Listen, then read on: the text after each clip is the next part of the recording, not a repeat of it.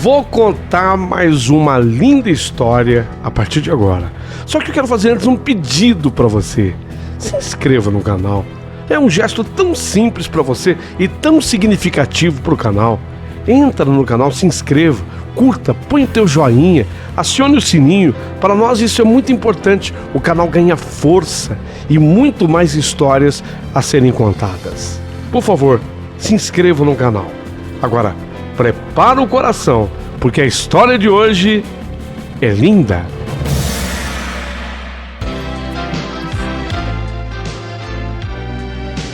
Rádio Emoção. Paulinho, boa pessoa. A verdade de cada um.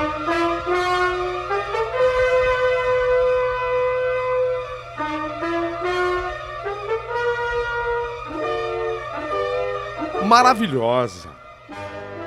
Maravilhosa. Vou dividir as sílabas, ó. Maravilhosa. Divisão silábica para valorizar essa história. Linda, linda, linda.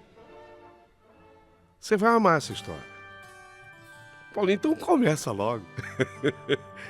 Começa logo que eu quero ouvir.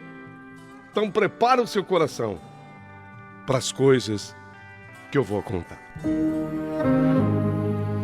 Meu amigo, meu querido amigo Paulinho Boa Pessoa, você sabe o que é um ritual que se repetiu ao longo dos anos? Não foram poucos, não. Muitos anos. Como demorou um bom tempo para que a sepultura fosse comprada e construída, eu fazia aquilo havia 15 anos. Mas a dor e o sofrimento já eram mais velhos, já totalizavam 21 anos. Cristiane, minha irmã caçula, fazia aniversário no dia 4 de maio, e o ritual do qual eu falo era eu ir ao cemitério e lá passar o dia inteirinho quando fosse o dia 4 de maio. Eu ficava lá dentro, pertinho da sepultura, e ali eu refletia, ali eu rezava, e ainda pensava em minha culpa, em tudo que havia acontecido.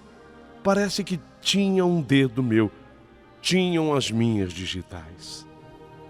A minha irmã era taurina e tinha características bem de touro. Dizem até que algumas características físicas acompanham o signo, tem a ver com o signo, e eu concordo. A minha irmã, a Cristiane, ela tinha um jeito taurino de ser. Além dos lábios bonitos e grossos, o nariz mais chatinho, tipo batatinha, e comia muito bem. Queria ver a Cristiane mal-humorada, era deixá-la com fome. Ela era mais nova que eu, 4 anos. E, sinceramente, ela conseguia ter um apetite melhor, mas muito melhor que o meu. O que me causava problemas com a minha mãe, que ficava sempre me cobrando.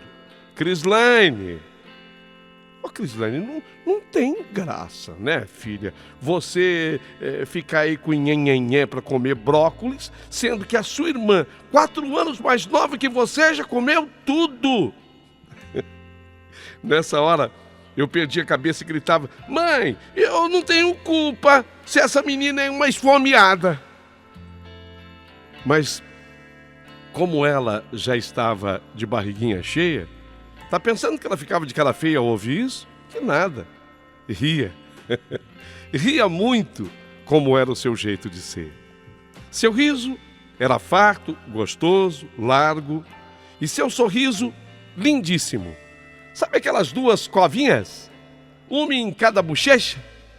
Cristiane, quando ela sorria, ela formava essas covinhas. Cristiane, minha irmã, era de novo um 4 de maio. Aquele dia era um 4 de maio. E eu não podia faltar. Eu estava lá novamente. Cheguei ao cemitério umas 9 horas da manhã E normalmente o dia 4 de maio era sempre assim, um dia lindo e de muito sol. Já não fazia calor uma vez que nós estávamos nos aproximando do inverno. E lá, enquanto eu rezava, eu ia passando o dia. Não, normalmente no dia 4 de maio não era um dia de comida para mim, era um dia de jejum. Apenas no fim da tarde eu tirava da minha bolsa, na verdade uma mochila, aquilo que eu fazia todo ano, um bolo de cenoura coberto com chocolate que eu mesma fazia e que ela, quando estava entre nós, adorava, ela amava. Eu colocava sobre aquele bolo de cenoura, cobertura de chocolate, eu colocava sobre ele a vela correspondente à idade que ela estaria completando, e eu cantava, parabéns para você. Isso acontecia mais ou menos umas 5 horas da tarde do dia 4 de maio, quando chegavam meu pai e minha mãe, que cantavam comigo, timidamente, mas cantavam comigo. Partíamos o bolo, comíamos cada um pedaço, e num pratinho condecorado por mim, eu colocava um pedaço do bolo e o acomodava sobre a sepultura, num simbolismo de que aquele pedaço era da Cristiane. Aliás, era o primeiro pedaço. Era o primeiro pedaço. Era dela, da aniversariante. Como se ela fosse, de fato, comer.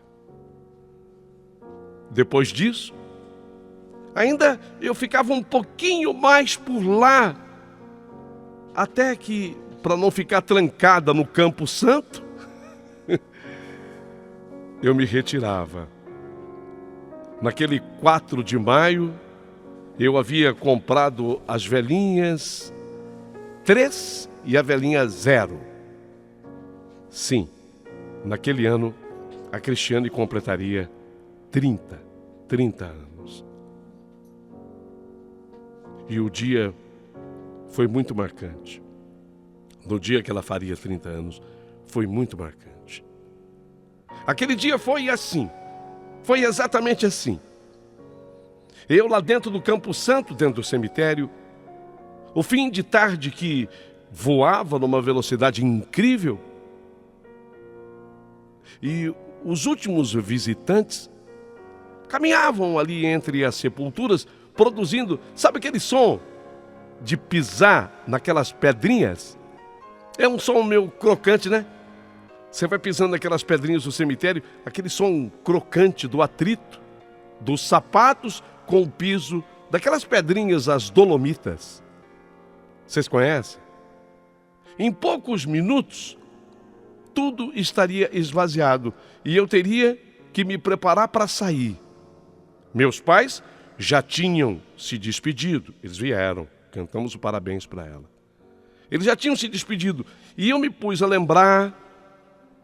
Naquele momento, eu me pus a lembrar de todos os fatos novamente.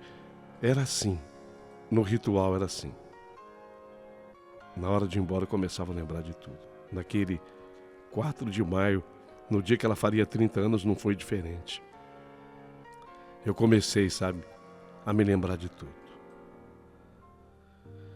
Lembrei exatamente do instante que eu olhei ao meu lado direito e vi um jazigo de criança enfeitado por um ramo de perpétuas. O túmulo da Cristiane, minha irmã. Para quem não sabe, eu vou revelar agora. O túmulo da Cristiane, minha irmã, era um túmulo vazio. Vazio? É vazio. Eu vou explicar, vocês vão entender. As inscrições de estilo e na pedra ornada com uma pequena foto, um epitáfio totalmente diferente do lado dos demais do cemitério. Estava escrito assim no epitáfio: aqui repousa a esperança. Mas peraí, você não falou que a tua irmã se chama Cristiane? Sim, ela se chama Cristiane. Mas o túmulo estava vazio, ela não estava lá. Ela não foi sepultada lá. Ah, não? Não. Então, era um túmulo diferente. Nós colocamos a pedra ornada, escrito com exatamente esses dizeres no epitáfio. E faço questão de repetir. Aqui repousa a esperança. A esperança dormia ali. O vento gelado de maio me fazia cruzar os braços contra o peito e eu até pensei naquele chá gostoso de hortelã sobre o fogão da casa da minha mãe e eu desejei muito estar com ela. Mas como todos os anos, naquela mesma data, eu repeti um ritual. Eu ia ficar dentro do cemitério até que o sino da capela do próprio Campo Santo batesse 6 vezes, anunciando a hora da Ave Maria, às 6 horas da tarde. 6 da tarde. Então, eu faria a minha última reza ao tempo em que eu também ia saindo da necrópole, porque às 6 horas o cemitério deveria ser fechado para o público, e era. Mas eu ainda tinha uns 40 minutos ali dentro, devia ser umas 5h20. Agora devia ser umas 5h20. Puxei mais uma vez da mochila um pequeno álbum amarelado já pelo tempo, com as últimas fotografias da minha irmã caçula, a Cristiane. As páginas plastificadas, já marcadas por tanto uso, suportavam ainda o maltrato das minhas lágrimas, pranto de uma dor tantas vezes registradas naqueles 21 anos de escuridão. 21 anos. Mais de 2 décadas sem a Cristiane. 7.670 dias sem notícias. E eu fui contando cada dia desse. Naquele dia, 7.670 dias sem notícias. Sem descanso, sem resposta. Nenhum corpo para enterrar. E repito, a sepultura vazia. A saudade de Cristiane me fazia retornar no tempo, aos dias em que nós ainda éramos felizes e brincávamos na casa nova do papai e da mamãe, para onde nós nos havíamos mudado, num bairro que apenas começava a nascer na cidade, quando a vida ainda era simples e tranquila e não havia medo. Nós íamos sozinha para a escola. Passávamos tarde inteiras com os nossos amigos pelas ruas. Comprávamos chicletes. Ela adorava aquele ping-pong de hortelã. Ping-pong de tutti-frutti.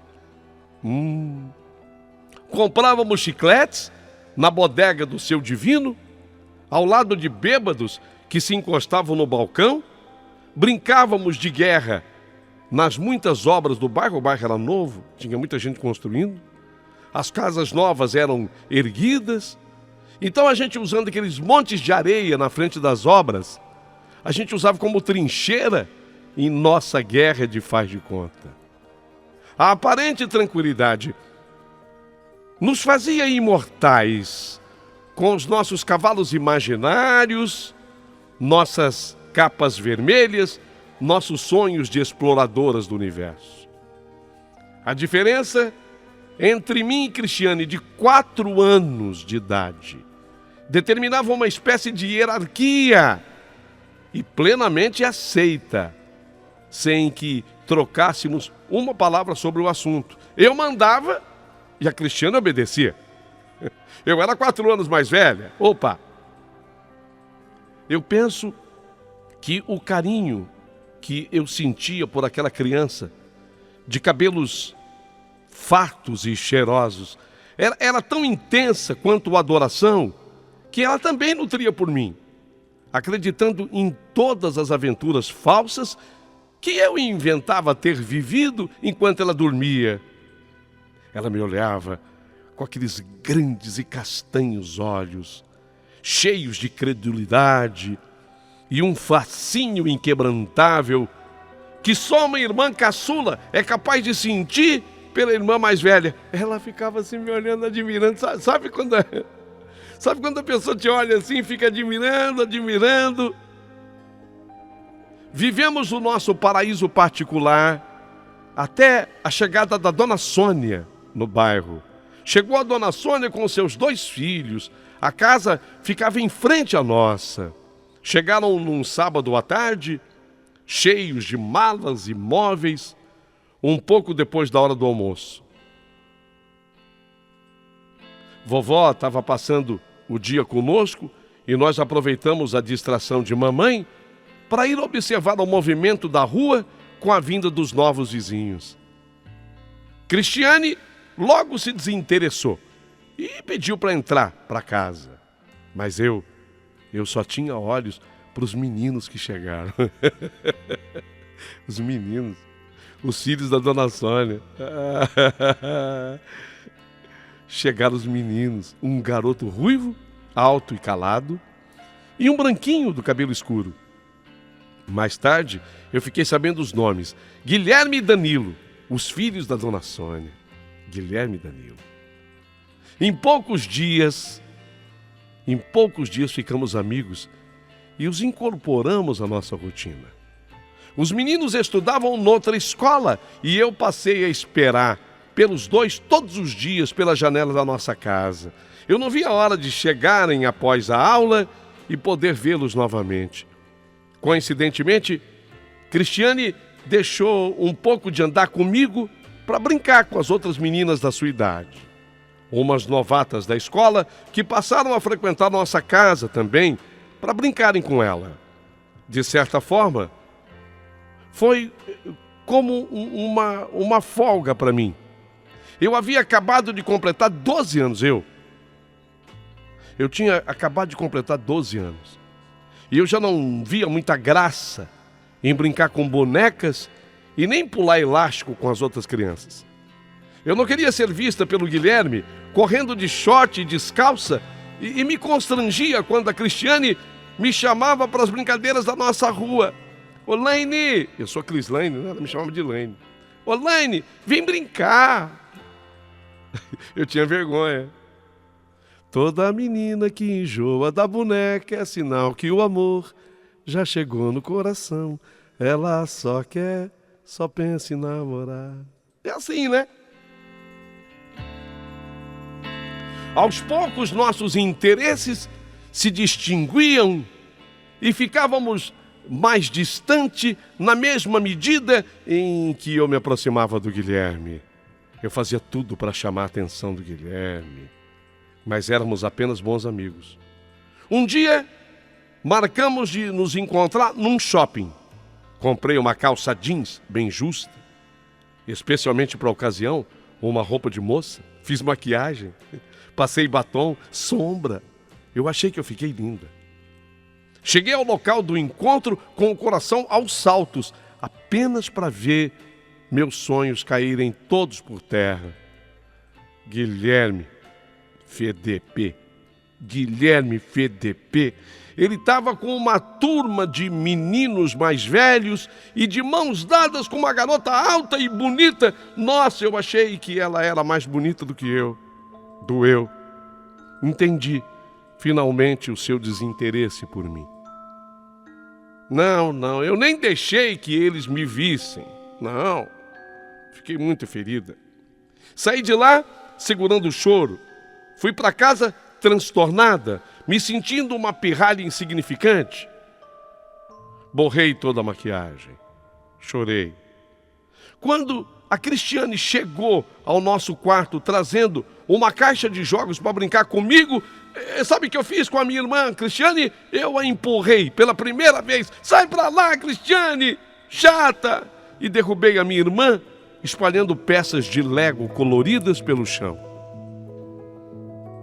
Naquela noite, nós não nos falamos, mas eu podia ouvir os seus soluços de choro baixinho. Aquilo fazia com que eu me sentisse culpada, mas eu não queria dar o braço a torcer, não queria pedir desculpas. Então eu ficava mais aborrecida ainda e com mais vontade de ficar longe dela, mais vontade de me distanciar. Cristiane só se deu conta de o quanto nós estávamos afastadas quando ela me viu pedir para nossa mãe para eu me mudar de quarto. Eu estava meio farta, sabe, de dormir num quarto cheio de bonecas e decoração cor-de-rosa que dividia com ela. Eu andava impaciente com todos, eu respondia aos meus pais agora. Eu fumava escondida lá no banheiro da escola com as minhas amigas. Eu gazeava a aula e eu enxotava a minha irmã quando eu estava com o meu grupinho de meninas, as mais velhas, lá na escola. Eu estava me sentindo a toda poderosa. Eu entrei na minha fase da rebeldia, o começo da adolescência, 12 anos, eu sei tudo, eu posso tudo. Eu entrei na minha fase de rebelde. Eu não passava mais os recreios com a minha irmã. Eu ia para a sala de jogos do nosso colégio para gastar o meu charme todo naquela mesinha de tênis de mesa, sabe? Adorava aquilo. Achava que eu era craque. E de rabo de olho, eu olhava para algum menino bonito. Pelo menos é que eu achava bonito. Um dia, e prestem atenção nesse dia, por favor. Um dia, ao final da aula, alguns meninos me chamaram para eu ir num supermercado novo que ficava um pouquinho mais distante da escola. Eram 5. Quer dizer, nós éramos 5. Nós éramos 5. E resolvemos dividir um táxi, porque era longe o supermercado. Quando eu já estava dentro do carro, eu vi a minha irmã Cristiane vindo e gritando o meu nome. Laine! Laine, me espera, Laine! Oh, Laine, eu também quero ir. Oh, Laine, eu também quero ir com você. Laine, Laine, me espera, eu também quero ir com você. Eu juro que eu cheguei a pensar em levar a Cristiane comigo, conosco, né? Juro que eu cheguei a pensar nisso. Mas não cabia no carro. O taxista mal-humorado reclamou. Carro lotado assim, eu não posso fazer a corrida não. Vocês já estão em 5? Mais uma? Ah, não. E sem contar que 2 meninos ficaram de gozação me chamando babá. Nós vamos sair com a babá hoje. No meio da discussão, eu gritei com a minha irmã. Vai embora, chata. Vai embora pra casa. Me deixa em paz. Chata. Oh, não desejo que ninguém tenha irmã na vida. Credo. Vai embora. Chata. A chata. Menina chata. Eu vi a minha irmã se afastando com a sua fardinha. Fardinha é o mesmo que uniforme, tá? E eu vi a minha irmã se afastando com a sua fardinha cor vinho, cabeça baixa, e com o vento espalhando seus cabelos fartos e bonitos e cheirosos. Ah, meu Deus, se eu soubesse. Ah, meu Deus, se eu soubesse, eu teria descido daquele carro correndo. Se eu soubesse, eu teria descido daquele carro correndo. Porque aquela foi a última vez que eu vi a minha irmã. A última vez. Durante todo o tempo que eu passei no supermercado com os garotos, eu não conseguia afastar a Cristiane do meu pensamento. Eu sentia uma angústia. Sabe angústia? O meu pressentimento era ruim. Não era bom, não. Era um mau pressentimento. Eu acho que eu comecei a ser avisada de que algo grave estava acontecendo com a minha irmã. Eu comecei a ser avisada de que havia alguma coisa grave, uma tragédia, uma grande tragédia. Só que eu não imaginei que a tragédia pudesse alcançar aquele tamanho e que marcaria a minha vida para sempre.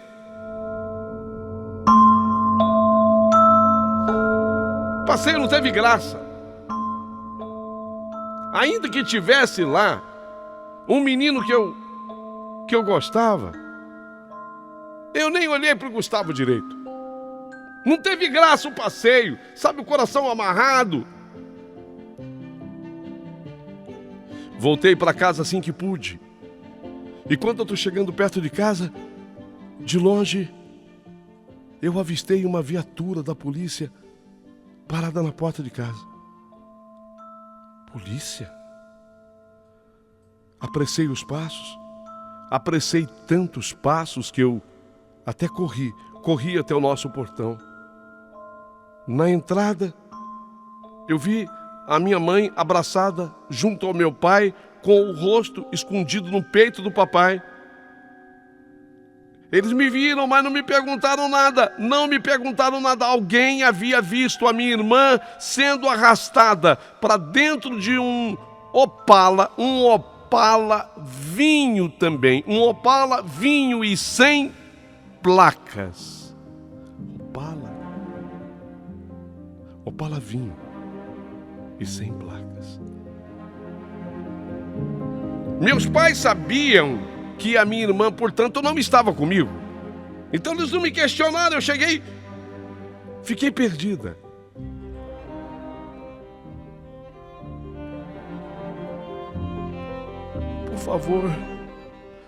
Por favor, vocês procuram a minha filha, dizia minha mãe para o policial, que apenas respondia: positivo, senhora.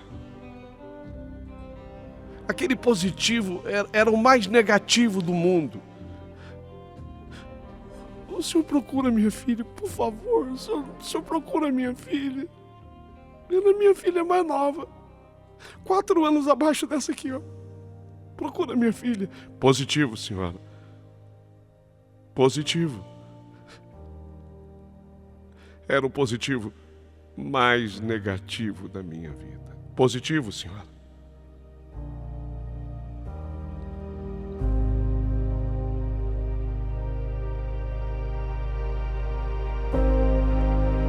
Durante os dias que se seguiram, as nossas vidas viraram um inferno. Eu creio que mamãe e papai me culpavam pelo sumiço da Cristiane e só falavam o necessário comigo. Eu fiquei meio que isolada, sabe?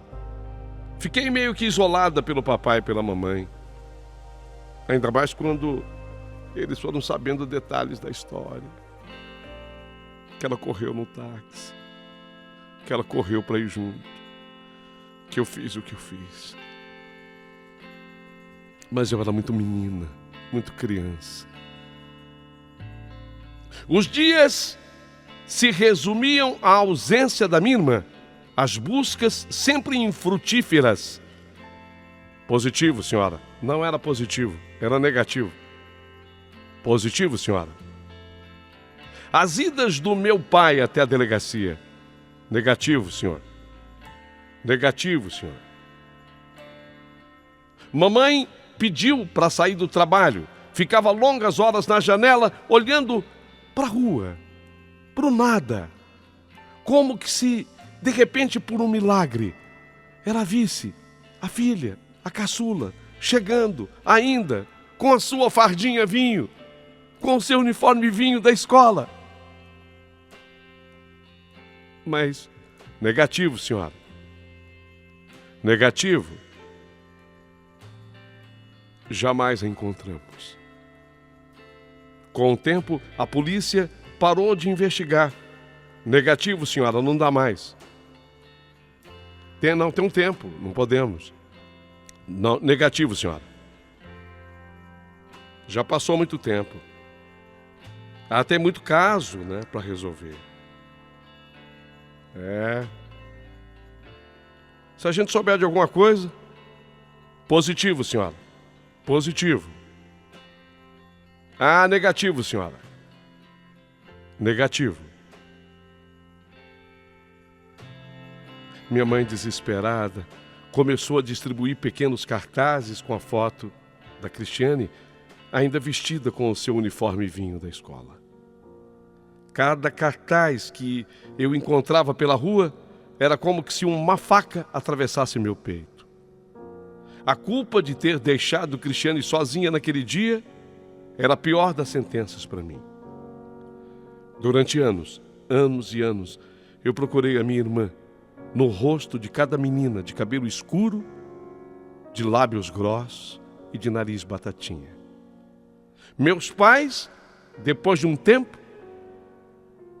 se conformaram e enterraram um caixão vazio. A ideia foi do meu pai. Sabe o que é? A gente não pode ficar sem uma referência, sabe? A gente fica procurando pela Cristiane o tempo todo. Eu comprei o terreno no cemitério. Então eu gostaria de fazer um enterro simbólico. Eu já falei lá com o pessoal da administração do cemitério, não tem problema. Nós vamos sepultar o caixão com flores, com as flores que ela gostava, vazio. E eles deixaram. Pelo menos a gente tem, sabe, um lugar para ir chorar, né? No cemitério. E você vai escrever alguma coisa no túmulo? Eu tive uma ideia.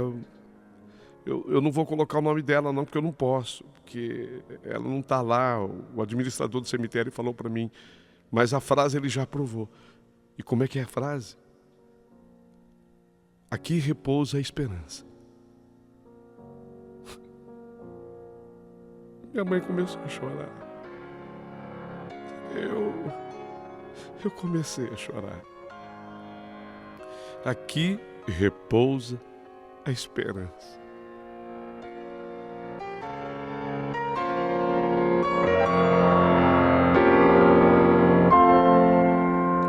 Ali, no Campo Santo, sob os salgueiros que nos faziam sombra, finalmente,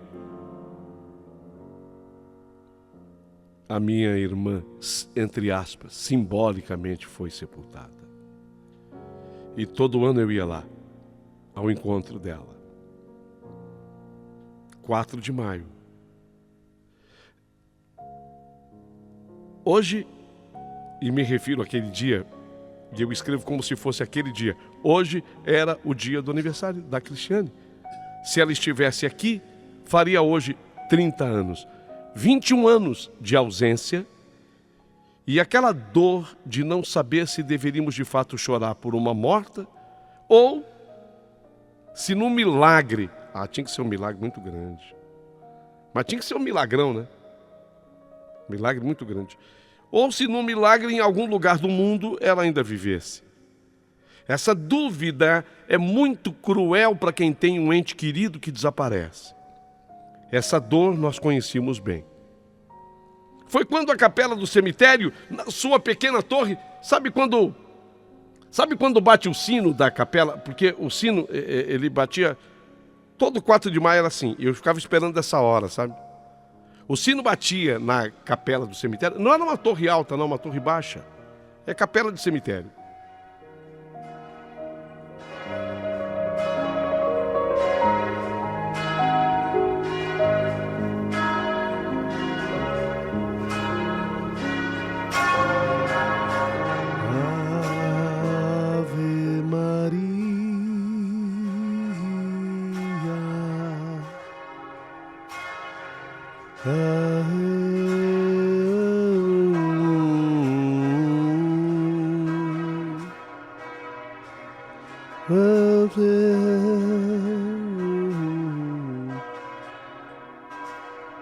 Ave Maria, cheia de graça, Senhor é convosco.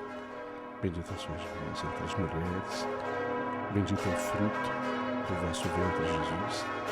Santa Maria, Mãe de Deus, rogai por nós, pecadores, agora e na hora da nossa morte. Amém. Fiz a minha última reza. Joguei um beijo na direção do túmulo. e comecei a minha caminhada para sair do cemitério. Saí, como em todo 4 de maio, no limite, na hora. O funcionário da necrópole parecia estar esperando apenas a minha saída. Eu agradeci ao funcionário e quando eu pisei na calçada, eu me encaminhei para ir pegar o meu carro no estacionamento. Nessa hora, que eu comecei a caminhar para ir pegar meu carro no estacionamento, eu senti que uma moça caminhou ao meu lado. Uai, essa moça não para de olhar para mim? Sim, a moça não parava de olhar para mim.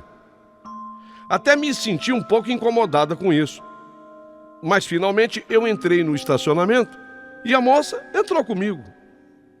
Mostrei o papel do carro estacionado ao manobrista, que foi apanhar o meu carro e a moça ficou esperando a sua vez de ser atendida. Mas foi nessa hora que a moça não resistiu. Ela olhou para mim, olhou, como já vinha olhando, olhou para mim e falou: nossa, desculpa, mas eu te conheço. Quero dizer o seguinte, eu acho que eu te conheço. Ah, eu te conheço. Não, eu acho que não. Eu acho que você está confundindo. Porque eu não me lembro de ter conhecido você. Mas, meu Deus, eu sou ótima fisionomista. Não é possível. Ah, te conheço sim. Eu te conheço. Mas, de onde? Me fala de onde, quem sabe eu já tive alguma vez nesse lugar, alguma igreja, clube da cidade. Não, clube da cidade não tem a menor condição, eu não sou daqui. Eu vim ao sepultamento da avó de um amigo muito querido. Nós trabalhamos na justiça e eu vim para o sepultamento da avó dele. Ah, então sem chance, porque eu quase nunca saio da minha cidade, que é a minha cidade. Eu quase nem saio daqui, eu sou muito caseira, não viajo. Mas você é de onde? Eu perguntei. Mas você é de onde? Eu perguntei. E ela respondeu: sou do Rio de Janeiro. Agora acabou a chance de vez. Eu nunca fui ao Rio de Janeiro. Bom, então, me perdoa. Mas eu tenho certeza absoluta que eu conheci uma pessoa que é a sua cara.